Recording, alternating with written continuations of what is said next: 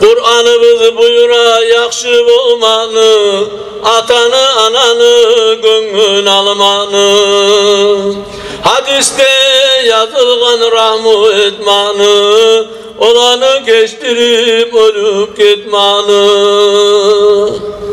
Cehennem alüdey geçmey getkenleri, sözüne tınlamay zulmü etkenleri. Koyuğuz onu dey sügen köyünne, etmegiz yamanını salıp düğünne. 9 ay götürüp durdu aylanıp, Kopsattan kesilip sağa baylanıp, sondup sakladı seni östürdü, yukudan ayrılıp emcek emnirdi.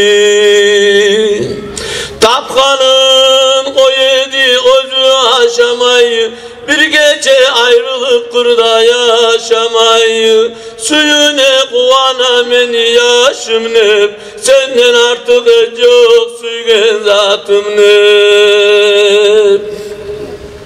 Ananın kuyunu köptür kara kız, kim bulur ananı hakkın düzetip. Yakşı bolsun ana bulan ara kız, karıvın kaytarıp tazalap getir.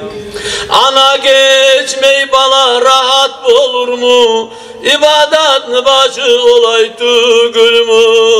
Olağa yakşı bul anla sözlerini, cennetini alırsan öpçü gözlerin.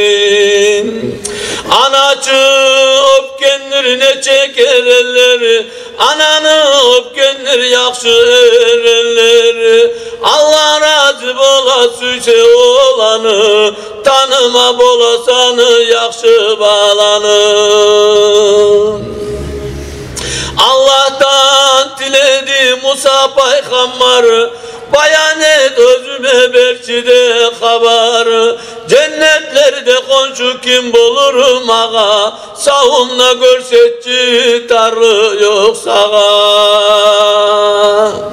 Cevap ver diyesi ya Musa beni, dileğimi vereyim bugün beni seni. Ol palan şaharda tura et satıp, aylanırsan pazarda gözün karatıp. Bilinir ol yerde seni kurdaşın, cennette bulagan komşu yoldaşın. Suyunu Musa'da vardı ol yerge, aktarıp aylana batılıp terge.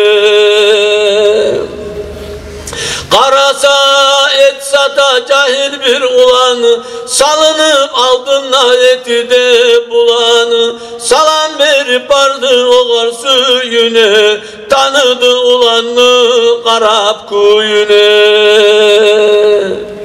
Salamın aldı ol koyup işlerini, ircaydı Musa'ga açıp dişlerini. Sattığını bittirip akşama yerli, Musa'nı da alıp uyune geldi.